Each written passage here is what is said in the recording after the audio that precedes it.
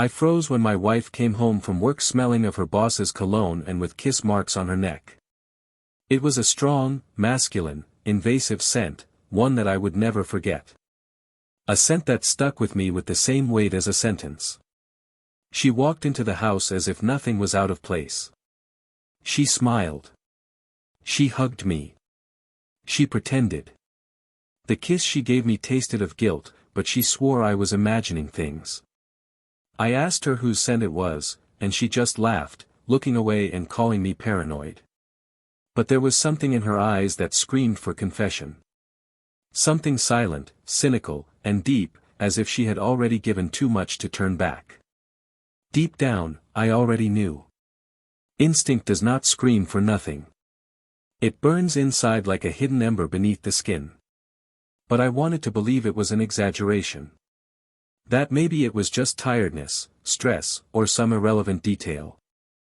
I wanted, like so many, to delude myself with the idea that love was still enough, that I wasn't being exchanged for fleeting moments, clandestine touches or dirty looks exchanged in sterile offices with glass walls and empty souls. But it wasn't paranoia. It was reality. It was treason. In the weeks that followed, doubt turned to vigilance. I began to understand everything. The schedules have changed. The deleted messages. The crooked smiles. The perfume, that damn perfume, now permeated coats, sheets, the car seat. She no longer made any effort to hide it, perhaps because she thought I would never have the courage to confront the truth. Maybe because, in her eyes, I was already too emotionally defeated to react. But she forgot who I was before all this. She forgot who she was married to. And it was this forgetfulness that changed the course of history. She could have erased me from her heart, but not from the game. I investigated. Every step, every call, every detail. I made it my mission, my last act of dignity. I discovered names, places, messages stored in hidden accounts. I discovered the motel. I discovered his car parked near our house. I finally discovered the face of the man behind the smell that tormented me. And I saw, with my own eyes, the naked, raw betrayal, rubbed like a scar over my history. But I didn't scream. I didn't confront. I didn't cry. No. I smiled. That night, she came home with wet hair, a forced smile, and her skin still warm from someone else. She called me love. She said she missed me. She said she was tired. And I, silent, watched. Not out of weakness. Out of strategy. I had already decided that she would be the one to cry last. That she would be the one to lose everything. But not in the way she imagined. The pain she caused me would be returned with surgical precision, with the weight of indifference colder than a lying, "I love you." She was preparing to run away with him. I found out about it days later. She had savings saved, suitcases hidden, and a joint account that she thought she still controlled. But when the day of her escape arrived, he didn't show up. He blocked her. He disappeared as if he'd never existed. She sat in the airport with a suitcase full of empty promises and a one-way ticket to a destination that never came to fruition. I watched from afar. In silence. I had already withdrawn all the money from the account. I had already cancelled her access. I had already transferred the car into my name. She lost everything before she even realized she was alone. She came home, our home, a shadow of what she once tried to be. And I greeted her with a piece of paper. A signed divorce petition, with proof, dates, receipts, printed conversations. She looked at me as if she were seeing me for the first time. As if her mask had fallen too late. She tried to explain herself, but words no longer carried weight. The time for forgiveness had expired with the bitter taste of her first unfaithful kiss. No. This is not just a story of betrayal. It is a story of emotional justice, of silent rebuilding, of turning things around. I did not scream. I did not beg.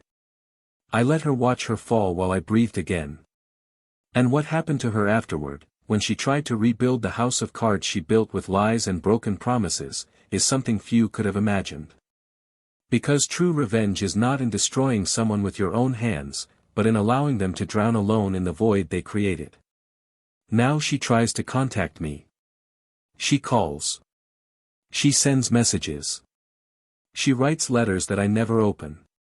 She asks if we can talk. She wants to know where I am, how I am, who I am with. But none of that matters. Because love, when betrayed, does not die. It transforms. And what is left in me is no longer pain, it is freedom. The cruelest kind of freedom, the one that comes after complete destruction. The one that is only born after everything you built has been trampled on and spat on by those who promised to take care of it. And what about him? The man she chose.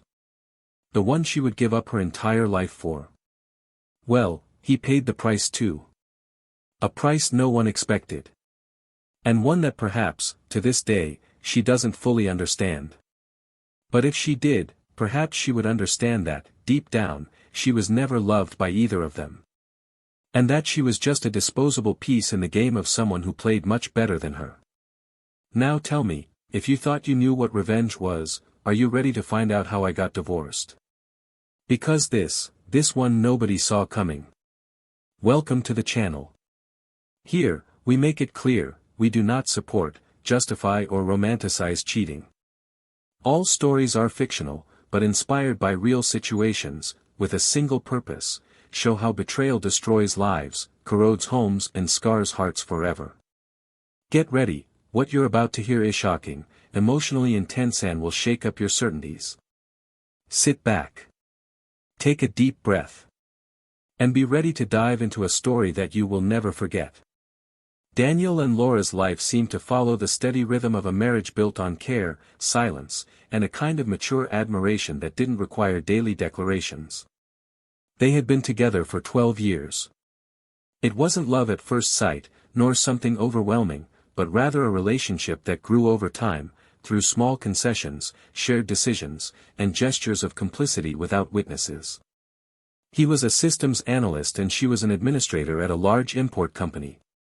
They had a meticulously orchestrated routine, he left early, she came back late, and in the gaps during the week, they still found time for simple dinners, forgotten movies, and plans for the next vacation that almost never happened. They lived in a large, comfortable apartment with a balcony that overlooked a part of the city that at night seemed quieter than it really was. There, they shared victories, frustrations, losses, and desires. There, too, little by little, they replaced the intensity of touch with the predictability of presence. Daniel was methodical, calm, and perhaps even too discreet. He was the kind of man who preferred the certainty of stability to the frenzy of improvisation. He was not given to big surprises or abrupt changes.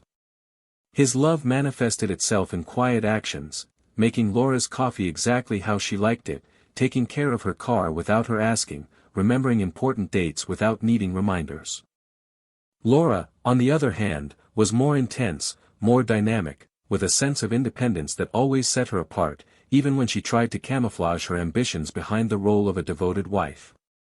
She was intelligent, articulate, with a subtle elegance that effortlessly drew attention. When she spoke, everyone listened. There was something magnetic about the way she walked across a room or led a meeting. But at home, that light seemed controlled, reduced to a more restrained version, adapted to Daniel's almost monastic serenity. During the first years of their marriage, they balanced each other like complementary pieces. He was the safe harbor, she was the current that propelled the boat. Over time, however, predictability became routine, and routine became a kind of silence between them. There were no frequent fights or heated arguments. On the contrary, the two learned to live with their differences through silence. But sometimes, silence stops being peace and starts being distance. And when this distance sets in, it grows between bodies, between unspoken words, between averted glances at breakfast. Daniel didn't notice the small signs of Laura's transformation. Or maybe he did, but he preferred not to confront what he couldn't name. He was too busy trying to keep things going, as if the simple act of being present was enough. She, on the other hand, began to seek more out of life. She enrolled in courses, started hanging out more with colleagues from work, became more active on social media. Nothing scandalous. Nothing that drew attention. But they were signs of an inner restlessness. Laura felt that something was missing, although she still didn't know exactly what. And this absence, subtle, almost invisible, was eroding her contentment. Among them, gestures of affection became more formal. Quick kisses when leaving the house, short text messages throughout the day, hugs that felt like they were given out of obligation. Still, there was affection. There were still memories that united them. Photographs on the shelf, memorable trips, stories shared with friends. It was as if they were trapped in a bubble where love still existed, but with no room to grow. A safe bubble, but too tight to contain two hearts that no longer beat in the same rhythm. On weekends, they devoted themselves to household chores like a functional couple. She liked to reorganize the closets and take care of the plants on the balcony. He would delve into car manuals, into automation projects for the apartment, or simply get lost in technical books and old movies. They shared the house, the bed, the health plans and the credit cards. But, little by little, they stopped sharing what really mattered: vulnerability.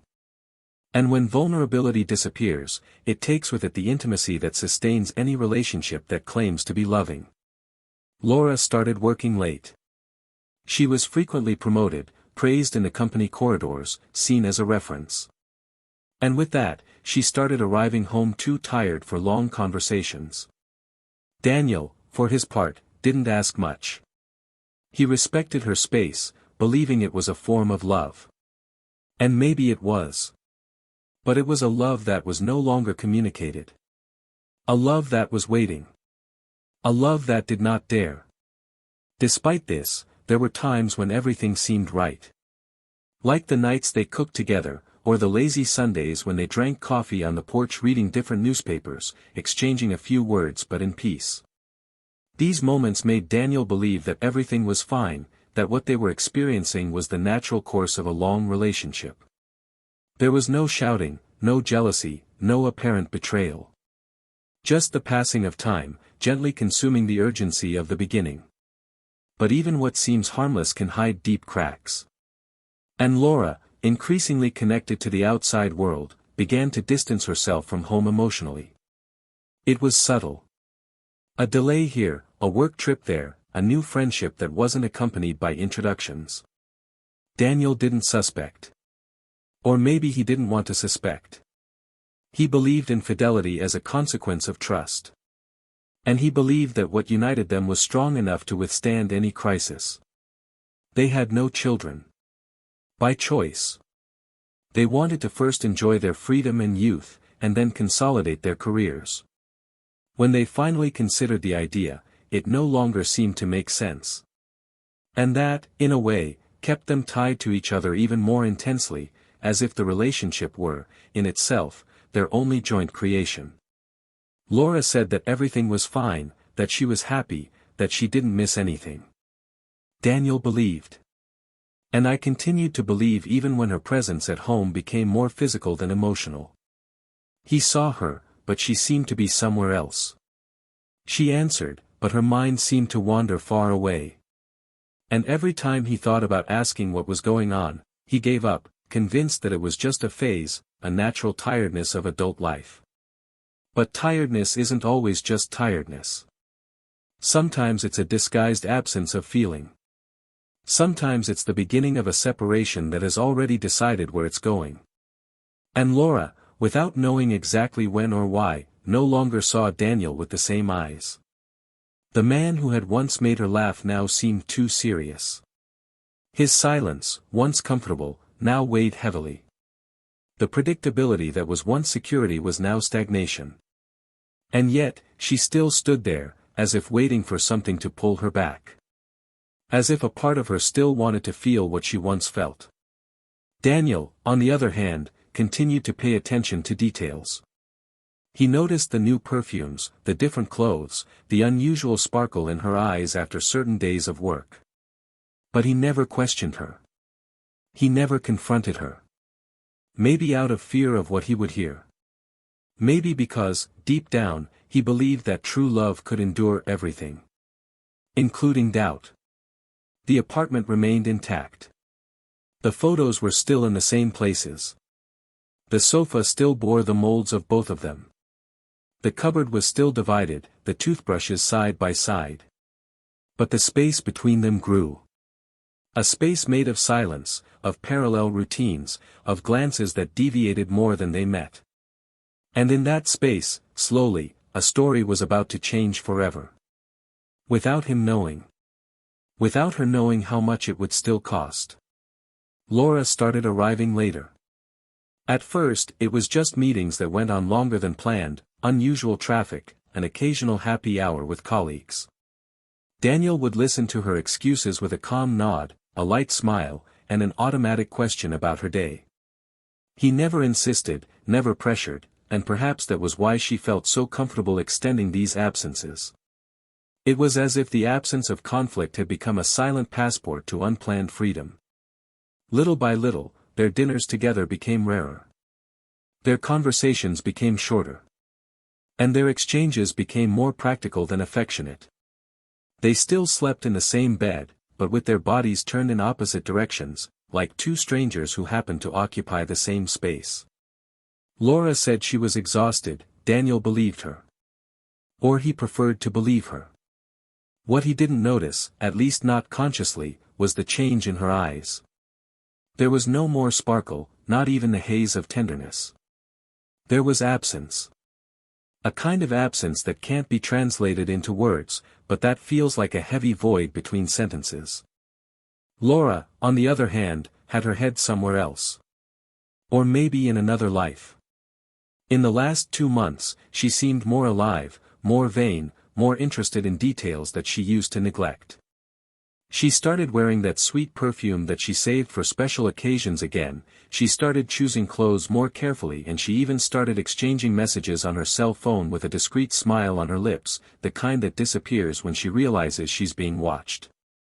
Daniel, in his usual stillness, recorded everything like someone who files data in an internal cloud, without knowing when or how to use it. But he felt it. And that feeling lived in his stomach, corroding like acid.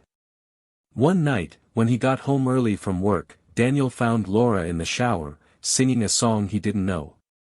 Her cell phone, forgotten on the bed, was blinking insistently. He hesitated. For a few seconds, he stared at the device as if he expected it to speak. The screen lit up at regular intervals with the name of someone he didn't recognize. Just an initial. M. Nothing else. The urge to open the messages was overcome by pride, by fear, by an inner loyalty that still believed in trusting until the end. But at that moment, something inside him broke. Not because of the name, but because of the way the device was hidden when she got out of the shower and saw that he had touched it. A quick, instinctive gesture, followed by a forced smile and some excuse about a new work group they were forming. From that day on, Daniel began to observe more. He didn't question, he just observed. He mentally recorded the times, the smiles, the perfumes. The touch that had once been natural now seemed mechanical. The kiss, superficial. The attention, divided with a universe he couldn't access.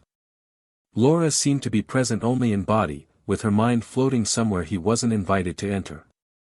And when he observed her in silence, she would dodge, change the subject, look away. She started to go to bed earlier, take longer showers, smile at nothing. Daniel tried to convince her to travel during the long weekend, as they had done before, but she refused with plausible arguments, accumulated work, tiredness, deadlines. He pretended to accept, but deep down, he felt that it wasn't the truth. The weekend arrived and Laura said she would work on Saturday. Daniel then decided to stay home, which was unusual.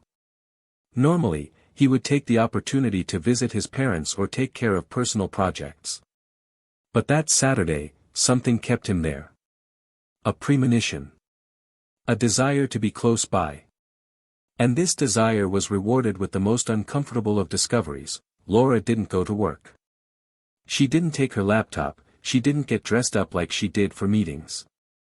She left wearing a light dress, discreet makeup, and a pair of heels he hadn't seen in a long time.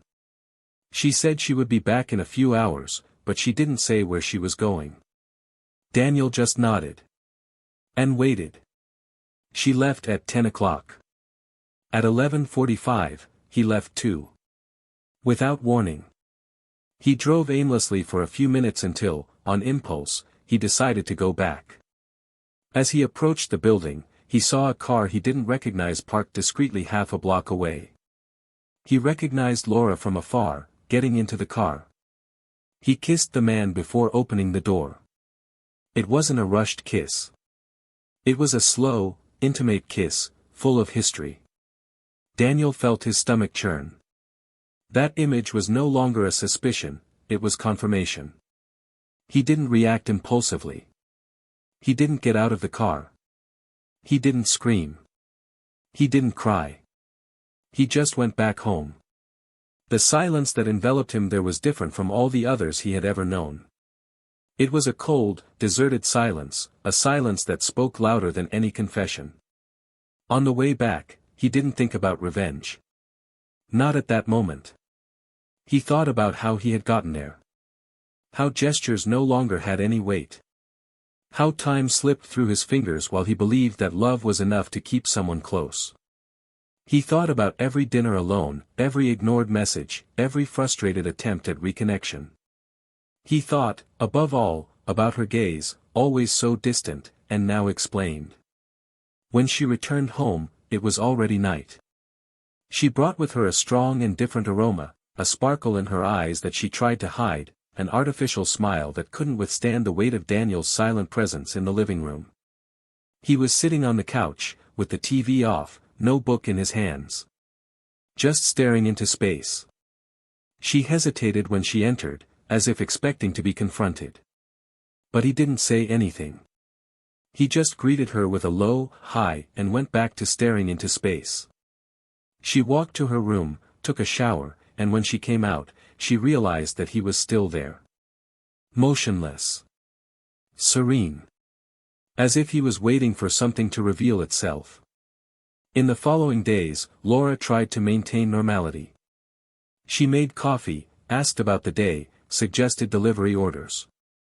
Daniel responded in monosyllables, with distant politeness, with a calm that seemed more like giving up. He already knew. But she didn't know that he knew. And this asymmetry made the house environment become an invisible arena, where the two played different games, with rules that neither of them verbalized. The betrayal, now concrete, began to shape Daniel's every gesture. He no longer believed her words. Each, "I'm tired," each, "it was just a business meeting," felt like a knife sliding across sensitive skin. Still, he didn't confront her. He was planning. Something was forming inside him, something deep, cold, but at the same time precise. It wasn't revenge. It was justice. It was restoring balance. And time, his old ally, was now becoming the perfect tool to plan what would come next. Laura continued as if everything could be hidden. As if the other man's warmth, the messages exchanged at inappropriate times, the meetings in distant cafes were invisible to the world she shared with Daniel. She didn't know he had followed her. That he had seen her. That he was keeping evidence. She lived the duality of someone who believes that stability can be maintained while living another life in secret. And perhaps, deep down, she believed she was in control. That she would never be discovered. That she deserved that breather. That Daniel's lukewarm love justified her choices. But there are silences that are just pauses. And there are silent men who are just waiting for the right moment to act. That night, while Laura slept beside him with the serenity of someone who believed she was above the truth, Daniel stared at the ceiling for hours. He couldn't touch her, or even look at her. Her body, so close, seemed like someone else's. And in a way, it was gone. The woman he had known, with whom he had shared years of his life, no longer existed. In her place, there was an enigma.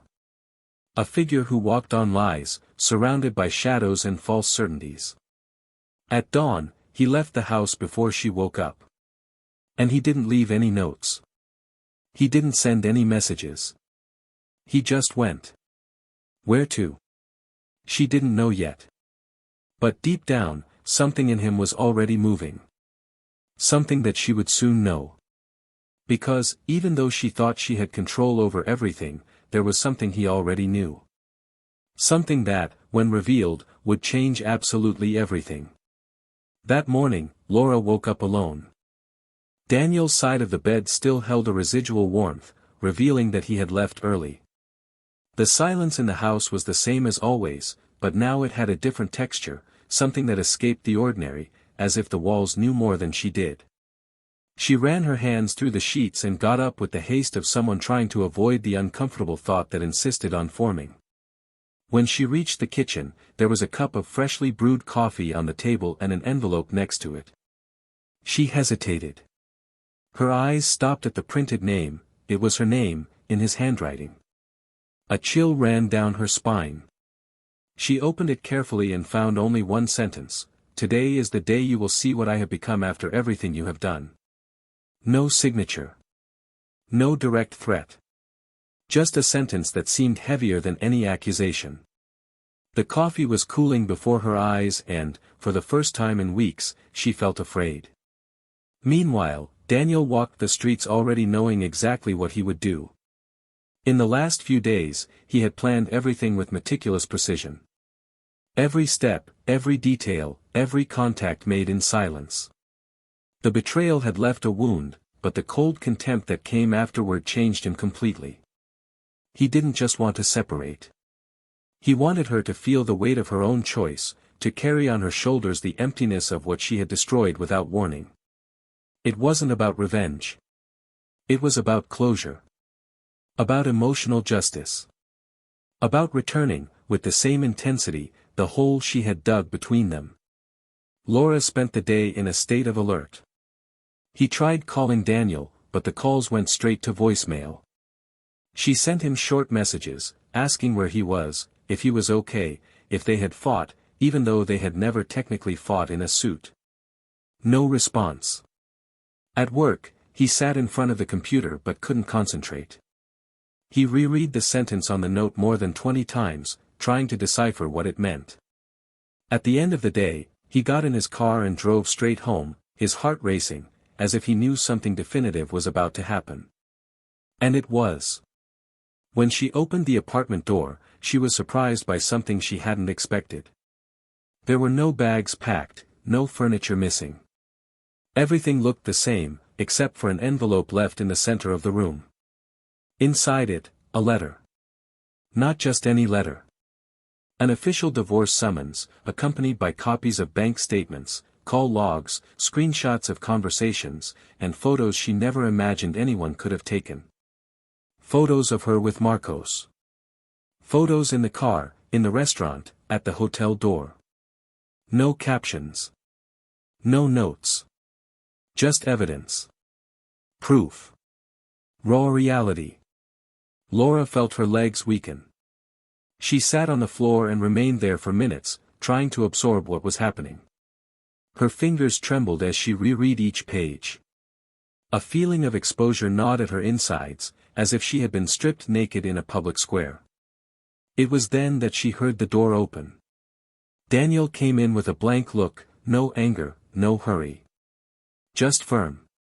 She stared at him with red eyes, and for a moment, the silence between them seemed to compress the air. He didn't ask anything. He didn't shout. He just watched her. She was the first to speak. Her voice was low, hesitant, almost childish. She said she could explain. That things weren't as they seemed. That everything had started on impulse, that she was confused, needy, tired, and that she didn't know he knew.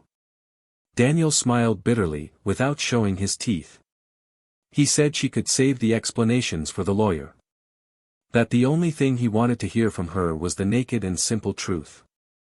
She was silent for a few seconds, then confessed. She said it was true, that she had been involved with another man for some time, that she didn't know how to end the parallel relationship because she also didn't want to lose what she had with Daniel. She tried to touch his hand.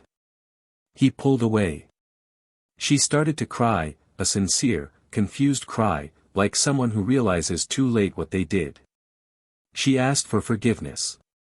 She said that this didn't have to be the end. That they could talk. Start over. Daniel interrupted her. He said that she had no idea of everything that was behind what was about to happen. That the evidence there was just the beginning. Laura's eyes widened. She tried to understand what he meant. He then sat down on the couch and looked into her eyes with the coldness of someone who no longer loves. He asked where she had been last weekend. She hesitated. She said she had gone on a quick trip for work. Daniel shook his head slowly and said that he already knew everything, including where she was going to run away to. And with whom? Laura felt her skin go cold. She stood up. She began to mumble incoherent words, trying to deny the obvious. She said she hadn't made any arrangements with Marcos, that she would never abandon the life she had built with Daniel. And it was at that moment that he stood up, picked up a smaller envelope from the shelf and handed it to her. She opened it. They were tickets. One for her, one for Marcos. Tickets that he himself had found printed days before, hidden among clothes in the upper part of her closet. Along with them, copies of conversations in which she promised her lover a new life, an escape. Her signature was on the rental documents for an apartment in another city, paid for with a secret account that she never imagined he would discover. Laura's face was distorted by tears, but Daniel remained impassive. He said he had known everything for weeks. That he had pretended not to know. That he had watched her. That he had studied every step.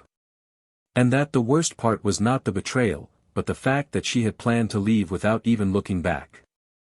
Laura tried to deny it once more, but he was direct. He said he knew Marcos would not show up on the day of the escape. And that was when her expression changed. From pain to shock. How did he know that? How did he know something she had not yet said?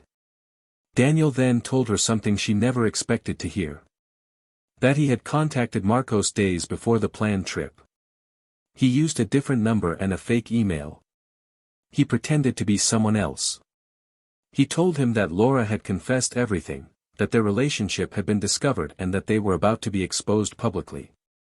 He said that she had screenshots, audio recordings, and that she could ruin his reputation if she wanted to. And Marcos, coward that he was, ran away. He blocked all contact. He cancelled everything. He left the company citing personal problems. He disappeared. Daniel not only discovered the betrayal. He ruined the escape. And he made Laura live, alone, the exact emptiness she was trying to hide. He made her experience the feeling of abandonment at the height of her plan for freedom. Laura fell to her knees in the middle of the room, crying in despair, begging for a chance, saying that none of this was what she really wanted, that she didn't know how to fix it, that Daniel was still the love of her life. He just said that her love was as fragile as her loyalty. That she never really loved him, she just used him as a basis for her own flights. He said that betrayal wasn't the biggest mistake. The mistake was underestimating him. She tried to grab his leg, begging him not to leave her. She said she was sorry. That she would do anything. That he was her home. Daniel looked at her for several long seconds, then leaned in and whispered in her ear, his voice firm and bitter, "You didn't just lose me. You lost yourself. And no one is going to give that back to you." Then he left. And in the silence that followed, Laura realized that it was now too late for any reconciliation. Everything she had planned had fallen apart. But the worst was yet to come. And she had no idea. Daniel spent the next few days away. He didn't say where he was going, he didn't leave any obvious traces, but he didn't hide either. He wanted distance, not anonymity. The truth had already been exposed, and now it was the silence that needed to do the final work, corrode inside, haunt the spaces, let absence work as a natural punishment. He chose an isolated cabin in the mountains, a place where only the sound of his own thoughts could disturb. The landscape was cold, but it was that same coldness that he sought. He needed to erase the toxic heat of the apartment, of the memories, of the words spoken too late. He took few belongings, a thick coat, the notebook with the divorce documents, a book he hadn't read in years. It wasn't an escape. It was preparation. His mind needed to organize everything his heart had already decided. Meanwhile, Laura faced the fragments of her own plan, now completely imploded. Her lover had disappeared, Daniel had revealed everything, and life as she knew it was crumbling under the weight of her own choices. The house remained the same, intact on the outside, destroyed on the inside. The rooms seemed bigger, emptier. Not because Daniel had taken anything, but because his presence filled what was now just an echo. Laura walked around the house as if searching for a version of herself lost among the furniture. I tried to work, but the days dragged on like punishment. I slept little. I ate almost nothing. And when she finally lay down, her sleep was interrupted by memories in the form of quick scenes, flashes of everything she pretended not to see while she was enchanted by an idea that would never be sustainable. The image of Daniel standing calmly, looking at her with silent contempt was the most violent thing she had ever experienced. Worse than any scream. Worse than any slammed door. One night, after a whole day trying to understand why Marcos had abandoned her so cowardly, Laura called an old number of his, a phone he used for side matters. She rang. For the first time in days, someone answered. It was a woman. The voice was dry, direct. When Laura identified herself, the woman simply said, "He's not here anymore. And he's not coming back." And she hung up. No explanation. No escape. Laura felt the ground slip away from under her feet. She sat on the kitchen floor and cried for hours. She wasn't crying for Marcos. She was crying for what was left of her after all that. For the image she had destroyed, for the certainties she had killed, for the pride that no longer made any sense. Daniel's phone was still silent. The messages were not being viewed. The emails came back with an automatic reply, absent for an indefinite period. She knew that time would not heal that. And that his silence was not a request for space, but a sentence. 2 days later, Daniel reappeared. Not at home, but at the office of the lawyer who was handling the divorce. He asked Laura to be notified for the final formalization meeting. She arrived punctually, haggard, with a lost look in her eyes and shuffling steps. When she entered the room, she found Daniel sitting, well-groomed, with a subdued expression. The lawyer explained the procedures, presented the clauses, asked if she had any objections. She read everything in silence. Her heart was racing. Her hands were sweaty. Until, at the end of the document, she read an unusual clause. The entire transfer of assets to Daniel. Joint account, property, car, everything. Laura looked up, confused. She asked the lawyer to read it again. He nodded. That was it. Daniel would give up almost everything, except for one condition: her art studio, which he had renovated years before, would remain untouched. It would be emptied, but not destroyed. When she asked why, he answered without hesitation, with brutal calm, "Because that's where you can still remember who you were, before you lost yourself." Laura signed the papers with a trembling hand. She didn't argue. She knew she no longer had a voice in that narrative. At the end, Daniel stood up and, as he passed her, stopped for a moment. He didn't look her in the eye. He simply said, "Real justice doesn't come when others suffer. It comes when we stop suffering for those who never deserved it." And he left the room. Laura sat there, motionless, listening to the sound of the door closing. At that moment, she knew that everything was over for good. Not only the marriage, but the image of her in front of him. And perhaps what hurt the most was that not even she knew who she was anymore. A week later, Laura received a notice that the apartment had been sold. She had to remove her belongings within 5 days. She returned to the place for the last time. Each room carried an echo of what had been. The closets were empty. The walls were bare. In the art studio, there was only one chair in the center of the room. On top of it, a small, dark wooden box.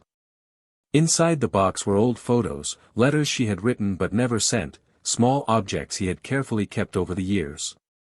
And at the bottom, a handwritten note, "I am taking with me only what is mine, my dignity. The rest is yours, for you to decide what to do with it." She hugged the box as if trying to hold on to a life that was slipping through her fingers. She knew that this final gesture was not a gift. It was a mirror.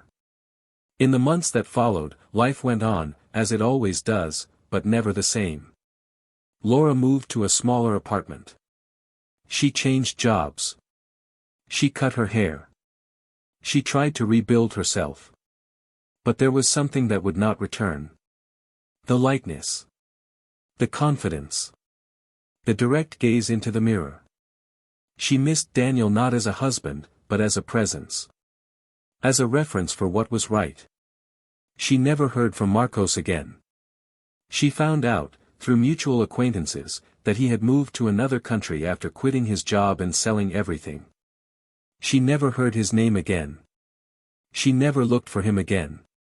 He had disappeared like a delirium, a fever that passes and leaves the body weaker. Daniel, in turn, rebuilt his life in silence. He never looked for Laura again. Not out of spite. But because he knew that if he looked back again, he might get lost again. He didn't want revenge. I wanted peace. And peace is not found in someone who was once a storm.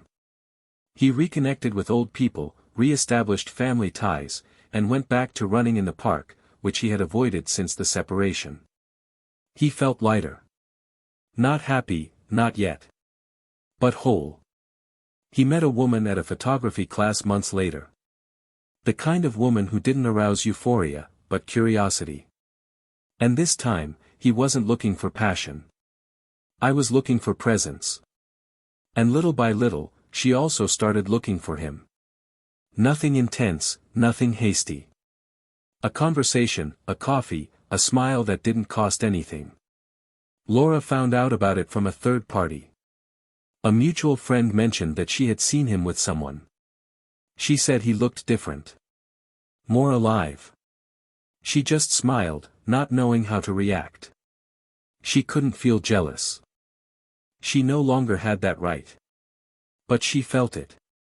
A dry pain, without tears. Like someone who looks at a lit house and knows they will never be invited back in. One rainy afternoon, months later, Laura walked past an art fair. At the back of the room, there was an exhibit with his name on it. Not his full name. Just his initials. His photos, printed in cold tones, depicted windows, lonely hands, half-empty glasses. A sensitive, minimalist work, but full of meaning. In one of the images, she recognized herself. It was an old photo of her on the balcony, with a book in her hands and the sun shining on her face. Next to the frame, a sign, "Last Vestiges of Silence." She stood there, looking at herself from his perspective. And she finally understood that love can survive pain, but never indifference. She left the gallery unseen. With a lump in her throat. And one certainty, some losses cannot be repaired. They can only be respected. Because they were necessary. Because, deep down, they were the only possible form of salvation. The sound of the world seemed more muffled, as if everything around had been enveloped by a thin, fragile film of glass that was about to shatter. Laura continued walking among the people at the fair, but she could no longer hear the voices, the footsteps, or the clinking of glasses in the fingers of casual visitors. His mind was still inside that frame, stuck in the frozen image of a moment that would never be repeated. It was as if he had finally understood that some windows, once closed, never open again. And that photo, simple, silent, was the materialization of his absence in Daniel's life. That wasn't art. It was a sentence. And she, the living witness to her own condemnation. When he came out, the rain had stopped, but the sky still carried the weight of a storm that refused to go away.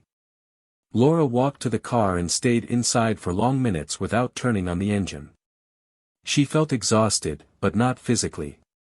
It was a weariness that came from the soul, as if all the emotional muscles had been strained beyond their limits. Meanwhile, Daniel continued with his routine. His days were quieter, but not lonely. He no longer woke up with a knot in his chest. He no longer avoided mirrors. Little by little, he began to see himself again. The woman he had met in the photography course had become a constant companion, but unhurried, without labels. She understood the space between one word and another, and respected his silences as someone who understands that some wounds, although healed, still burn when touched. She did not ask about the past. And for the first time, he did not feel the need to tell her.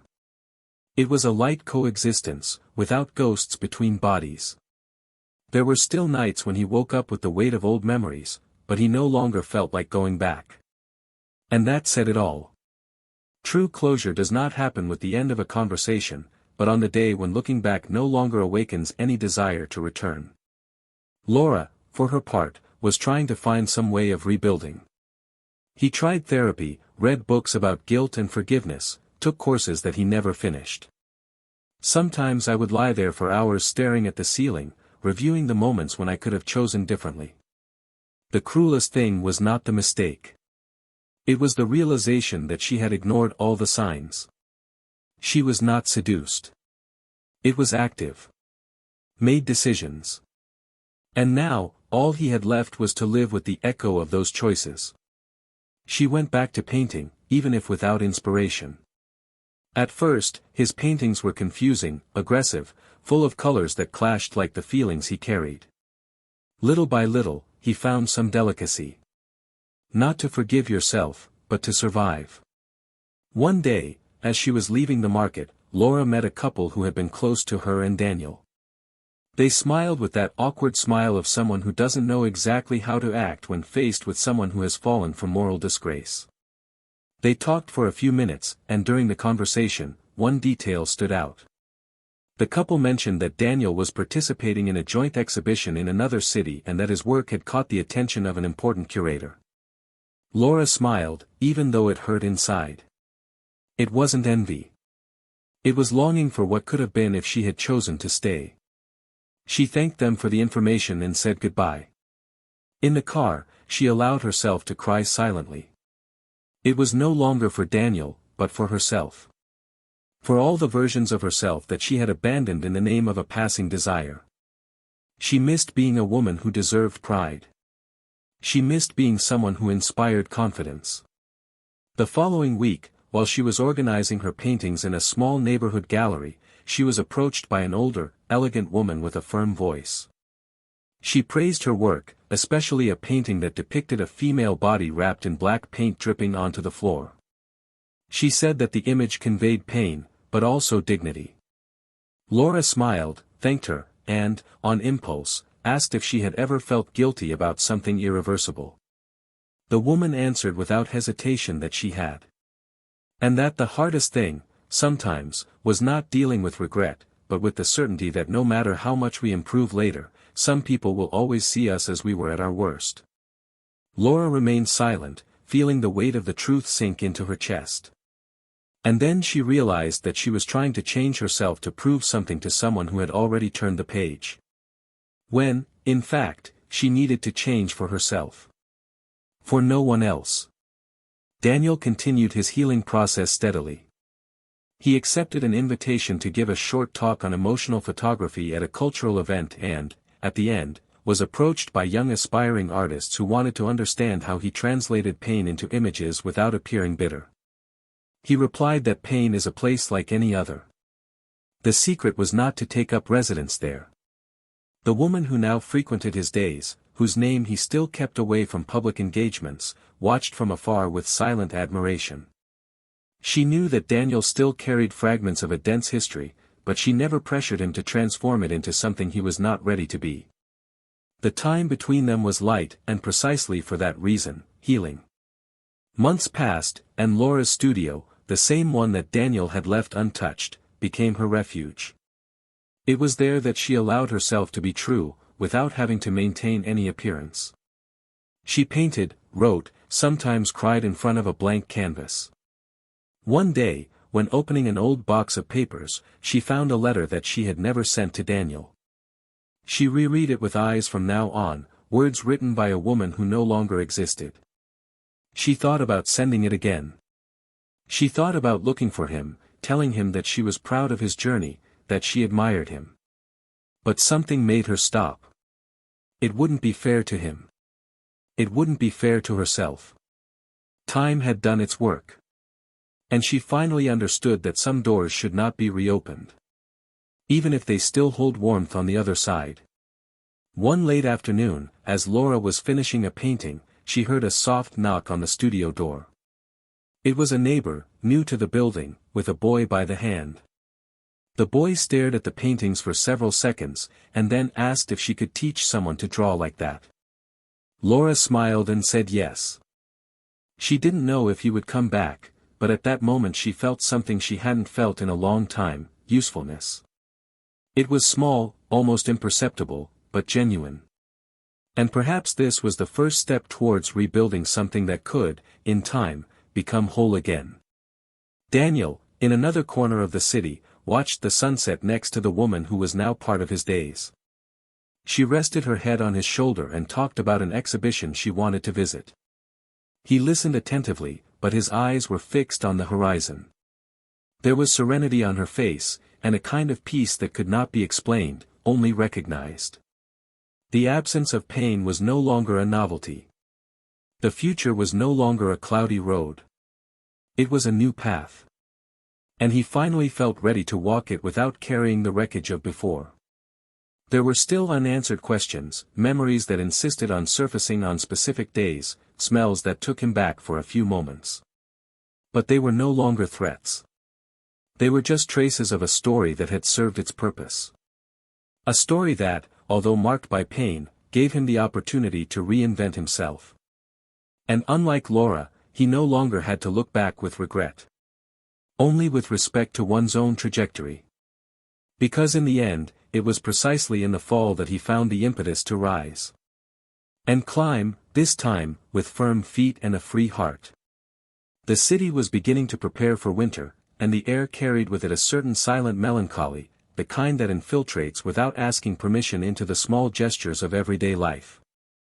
The trees were already losing their leaves and the mornings were accompanied by dense fog, a perfect backdrop for the kind of introspection that sets in after a major rupture. Laura, now accustomed to the almost ritualistic solitude of her days, continued to reorganize the spaces they once shared. The studio had taken on a new life, with more sober colors and indirect lights that calmed her, but the house still maintained silences that screamed.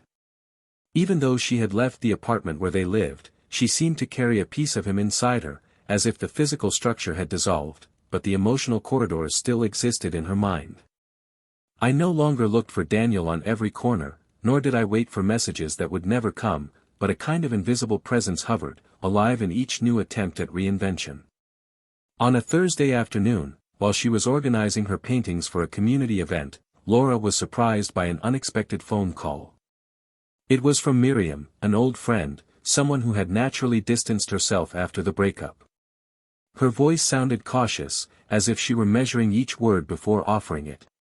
Miriam explained that she had attended a charity meeting that Daniel had also attended, and that he was now working with a foundation dedicated to the emotional support of people who had overcome abusive relationships. Laura listened in silence. The information seemed almost surreal. Daniel, who had always been reserved, was now opening up to the public, getting involved with social causes. Miriam hesitated before ending the call, but ended by saying that he seemed well, truly well, and that he had even been seen smiling often, a smile that did not seem rehearsed. Laura thanked her, hung up, and remained motionless in front of the unfinished painting for several minutes. She did not feel jealous or remorseful. It was something else. It was the awareness that he was blossoming at a time when she was still clearing away rubble. That same night, she went out onto the porch and lit a scented candle. The flame flickered in the light wind, as if dancing between doubts and certainties. She took out her notebook and wrote something she hadn't had the courage to write yet: I don't expect reconciliation anymore.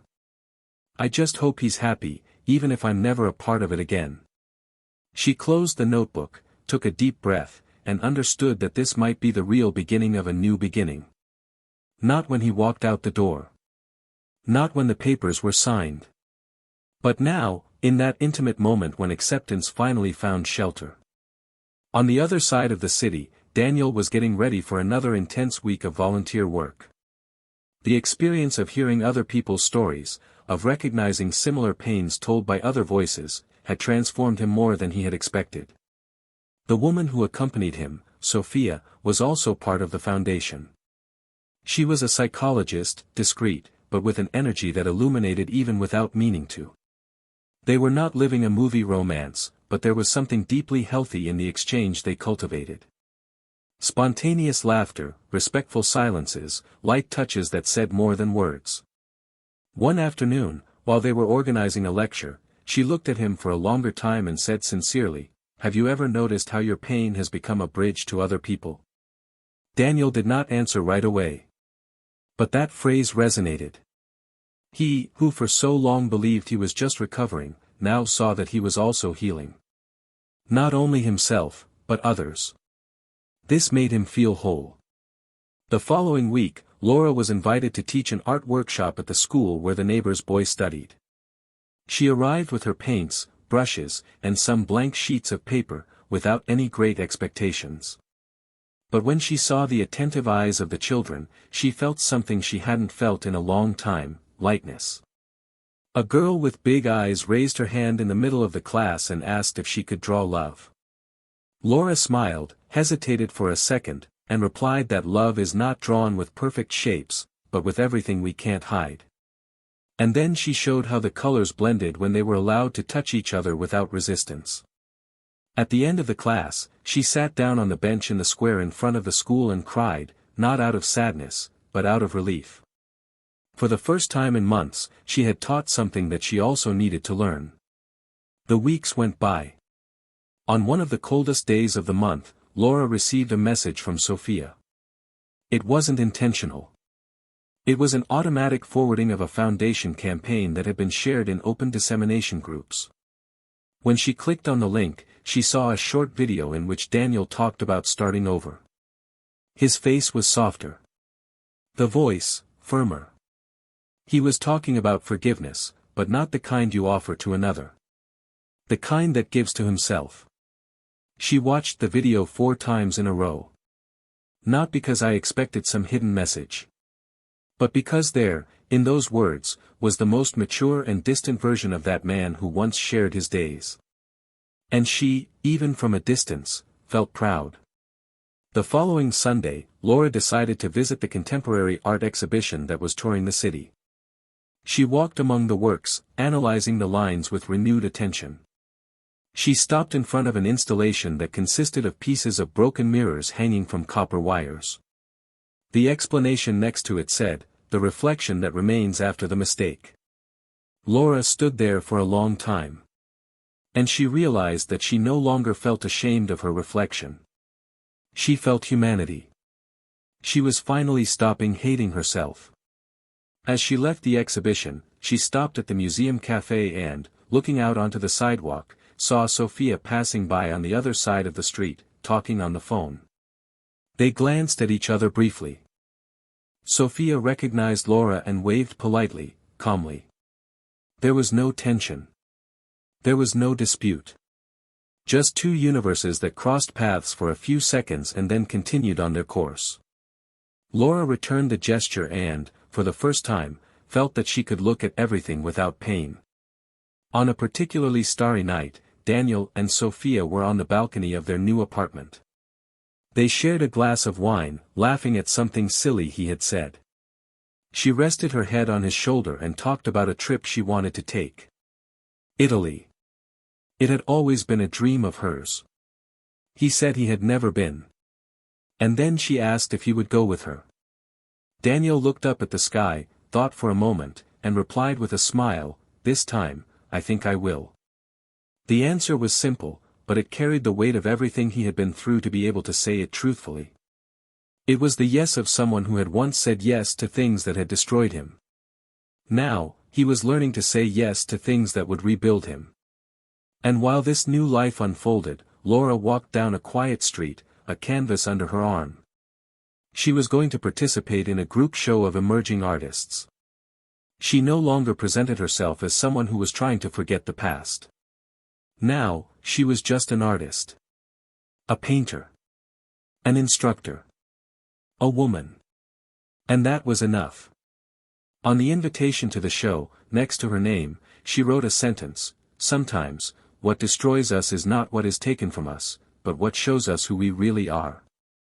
That sentence was not for Daniel. It was for her. Because, even without knowing it, he had pushed her into herself. And now, finally, she was able to stay there. Without trying to escape. Without trying to go back. Everything was where it was supposed to be. And that was, in the end, the beginning of a new story. Time, always time, moved forward with its indifference, without caring about those who got stuck in the way, trying to sew together the pieces of their own history. Each of them moved forward, but never as before. Their paths were now separate, parallel, distant. No meeting point, no unexpected message, no sign of destiny. Only what remained, the effects of what they had chosen, lost or resisted. Laura moved on, but not without scars. Her art was now recognized in small circles, and although she had never achieved fame, she found a safe place to exist in her paintings. People admired her canvases, bought them, praised the brushstrokes that carried the melancholy of someone who had seen herself being destroyed from within. She knew that this was her legacy, not the pain itself, but the transmutation of it into something that touched other lives. One day, she was invited to give a talk at a women's conference on emotional resilience through art. The auditorium was full. Among the people were unfamiliar and attentive faces. Laura spoke firmly, telling the story of someone who destroyed her own home and had to learn to build a shelter within herself. She didn't mention names, she didn't blame anyone. She just said that there was a time when she was everything she despised most and that, even so, there she was, trying to deserve a new version. At the end, she received a standing ovation. When she stepped off the stage, a young woman approached her and said that she had thought about giving up on her life weeks before, until she found a painting by Laura in a local gallery. "She saved me without knowing it." And at that moment, Laura understood, with a sweet and strange pain, that perhaps the forgiveness of other people was more important than the forgiveness of the person she betrayed. It didn't replace, it didn't erase, but it gave some meaning. Meanwhile, Daniel was living a completely new chapter. His relationship with Sophia had become stable, mature, built on transparency and mutual respect. He never felt the need to compare her to anyone. With her, it wasn't about repeating himself. It was about relearning. They had plans to move to a house outside the city center, where they could grow a garden, have friends over on Sundays, and maybe adopt a dog. Daniel was surprised by the idea of domestic peace. Before, this tranquility had seemed like a place where he would sink. Now, it was a safe territory where he finally felt whole. One morning, while he was watering the plants on the porch of their new house, Sophia came out with 2 mugs of coffee and handed him one. They sat together, watched the sun slowly rise, and talked about the next step. For the first time, they mentioned marriage. He didn't hesitate. He said yes with the same ease with which he said good morning. A yes that didn't carry the urgency of fixing anything. Just the genuine desire to build something without rushing. The following week, while they were preparing dinner for friends, Daniel received an unusual letter. It was a small box, with a familiar sender, Marcos's brother. Inside was a short, direct letter explaining that his brother had died weeks before in a car accident at the border. Along with it was a letter he had left behind, apparently written a long time ago. Daniel hesitated before reading it. Sophia, noticing his uneasiness, didn't ask. She simply placed her hand over his. He opened the envelope and read it in silence. Marcos confessed that he had run away not only out of fear of being exposed, but because he realized he had destroyed a woman he had never had the courage to truly love. He said that Laura didn't deserve to have been deceived by him either, that she hadn't been the only one who had made a mistake. And that he hoped that one day they could both find peace. Daniel took a deep breath, folded the paper, and put it back in the box. He felt no resentment. He only felt a slight regret for someone who had never known how to love even himself. He returned the box to the closet, where he kept things that were no longer useful, but didn't have the courage to throw away. Months later, Laura and Daniel's paths crossed for the last time. It was at an artistic event where they had both been invited, without knowing of each other's presence. The organization was great, and the invited artists exhibited in different rooms. Laura, upon arriving, knew that he would also be there. For a moment, she thought about leaving, but something held her back. It was no longer fear. It was acceptance. Daniel, upon being informed of her presence, just took a breath and followed. At the end of the event, they crossed paths in the main hall, without an audience, without rehearsal, without the need for big speeches.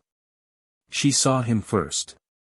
He was more mature, with soft wrinkles at the corners of his eyes and the serene look of someone who had lived too long to be shaken by little. He greeted her with a subtle nod. She reciprocated. They walked towards each other and stopped less than a meter apart. No hugs. No tears. Just words. Laura said she never wanted to destroy anything, but she couldn't help it. Daniel replied that the problem was never the fall, but the conscious choice to jump without warning. She nodded. He said he was trying to do something useful with the pain. He smiled, said he hoped he could make it. She was grateful that he had become an even better man, even after everything. He replied, maybe that was exactly why. And then they said goodbye. Definitely. Like two strangers who, for a time, shared the same roof, the same body, the same dreams, and now remained as witnesses of what they were for each other, but without the need to take anything back. Just follow. Laura returned home with a melancholic lightness. There was something painful there, but also clean. It wasn't a new beginning. It was a dignified ending. An ending that finally made sense. She took a blank canvas and began to paint, without planning, without structure. She let her hand flow. At the end of the night, she realized that she had painted something she hadn't done in a long time, a landscape. And in the center, right in the background, two figures walking in opposite directions, but over the same illuminated field. Daniel and Sophia traveled a few weeks later. They visited small towns, tasted unknown wines, laughed at stories that held no weight. It was a continuous present, a quiet life where they both carried no ghosts. One night, in a restaurant by the lake, Sophia held his hand and said, "I know there are things about you that I will never fully know. But I am here, anyway." And he, looking into her eyes, replied, "You already know everything that matters. And that is more than I could have hoped for." It was the first time since the end that Daniel cried. Not out of pain, but out of gratitude. For having survived the destruction. For having rebuilt something true. For having been loved, finally, in a fair way. And so, each one found their place. Laura, in the sincerity of her own mistakes and in the power to transform regret into art. Daniel, in the silence that became strength and in the tenderness of someone who learned to love again. There was no romantic redemption, improbable reconciliation, or ending stitched together by chance. There was consequence. Reflection. Growth. And that, in the end, is what makes a story worth telling. If you've made it this far, tell me in the comments, what struck you most about this story?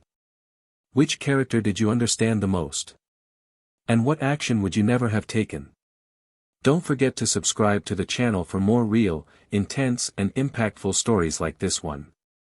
And remember, here, we do not support, normalize or romanticize any type of betrayal.